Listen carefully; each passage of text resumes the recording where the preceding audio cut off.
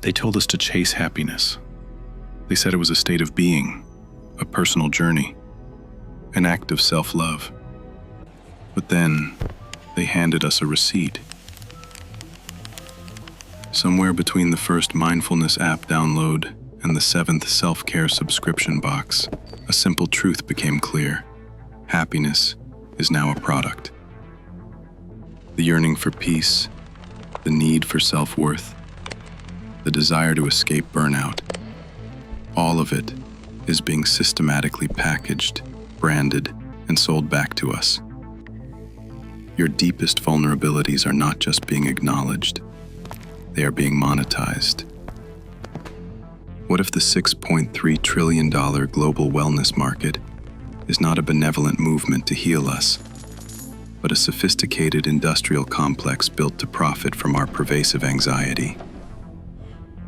What if the self-care economy is just the hustle culture in softer, more expensive clothes? Welcome to Twisted Plot. Here, we uncover the untold stories that shape our modern world and look beyond the propaganda and established narrative. Today, we're delving into the happiness industry, the multi-trillion-dollar truth. They are two sides of the same profit-driven mechanism. If you want to understand the first lie, the origin of this breakdown, then you need to see the full picture. Our last episode, The Hustle Delusion, exposes the engine of the problem. Check out the link in the description or the I button to see the last episode. Don't just treat the symptoms. Let's find the cause. What we've uncovered here is the second stage of the deception. They first told you to hustle until you broke, and now they're selling you the $6.3 trillion cure to put the pieces back together. The happiness industry is simply the elegant luxury escape from the very burnout that the hustle culture created. The multi-trillion-dollar truth. First, let's establish the scale of this delusion. This isn't a small niche.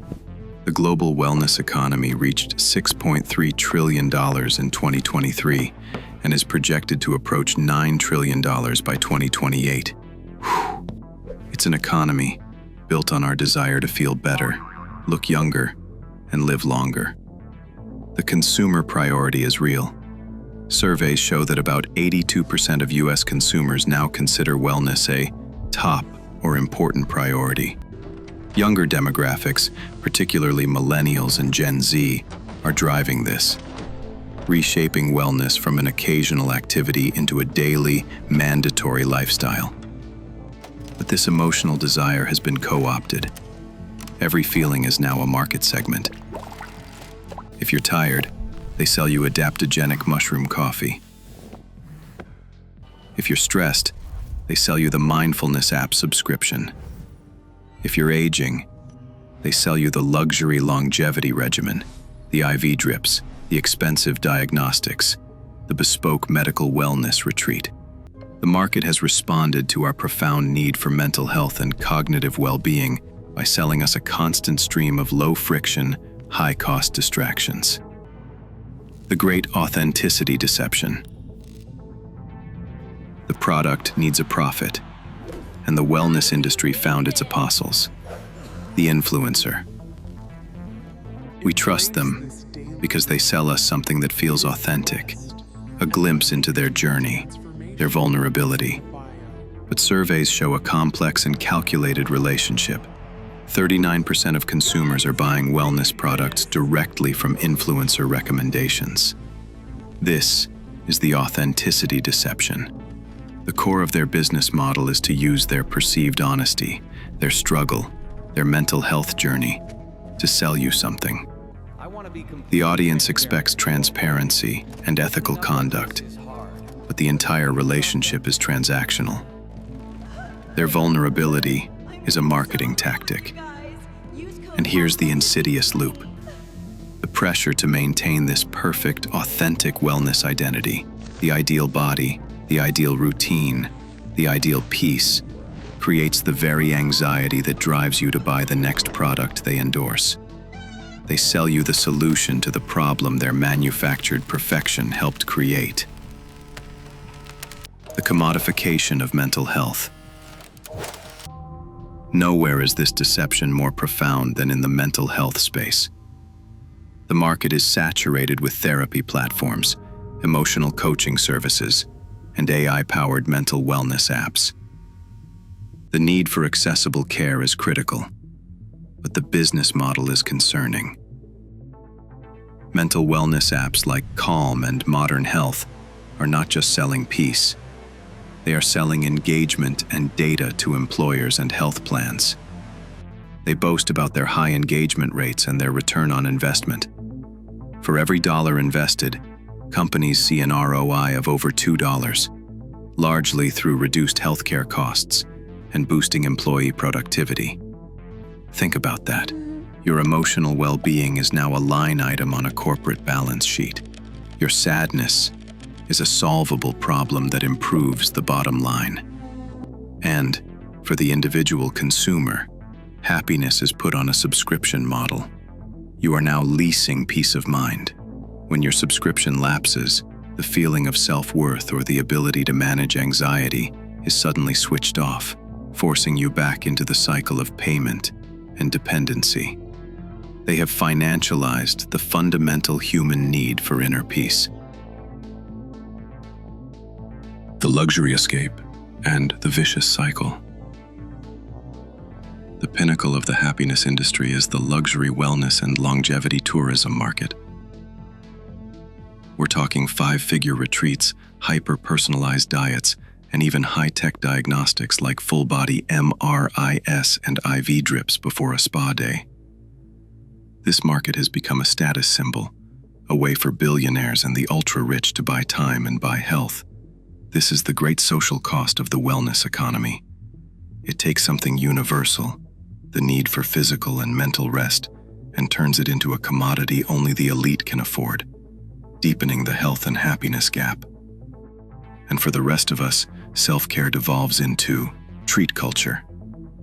We justify impulse buys, the emotional support iced coffee, the expensive bath bombs, as a necessary recalibration from a system that is fundamentally overwhelming.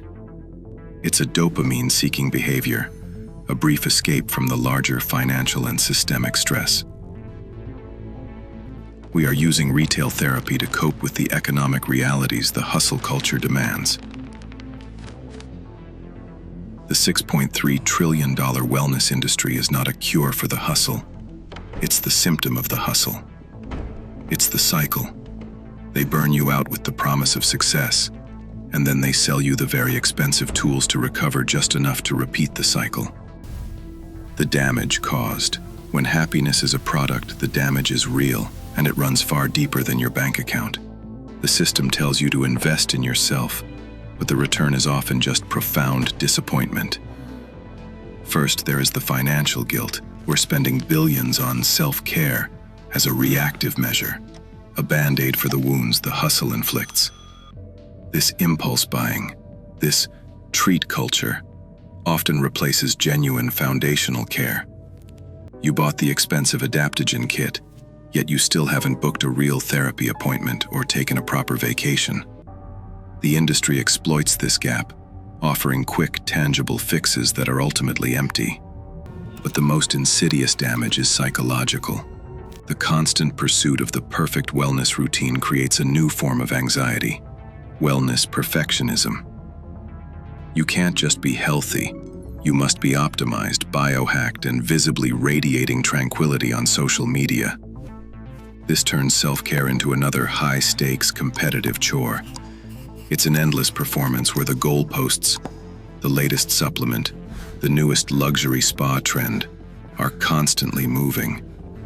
And for those who cannot afford the IV drips, the retreats, the exclusive longevity clinics, the happiness industry becomes a constant reminder of what they lack. It reinforces the cruel, cynical message that your struggle is your fault, and that happiness is simply a privilege reserved for those who can pay the $6 trillion entrance fee. The system promises inclusion, but delivers nothing but exclusion and toxic comparison. Your chronic stress is their recurring revenue. The real wellness. We're not here to tell you to stop meditating or to throw out your vitamins. We're asking you to recognize the system. The most radical act of self-care you can practice is to reject the idea that your happiness is something you must purchase or subscribe to. True wellness is not an optimization goal. It is a boundary. It is recognizing that rest is a human right, not a luxury item. You cannot buy your way out of burnout. You cannot purchase genuine self-worth. You find it by disengaging from the consumption-driven loop and deciding what enough looks like for your own life. The hustle is the delusion. The happiness industry is just a brand extension.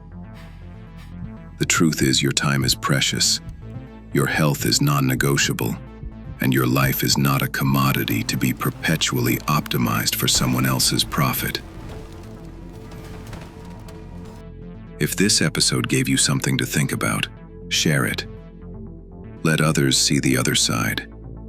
Comment, debate, disagree.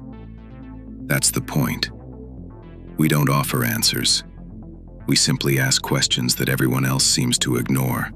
This is Twisted Plots, and this was the happiness industry.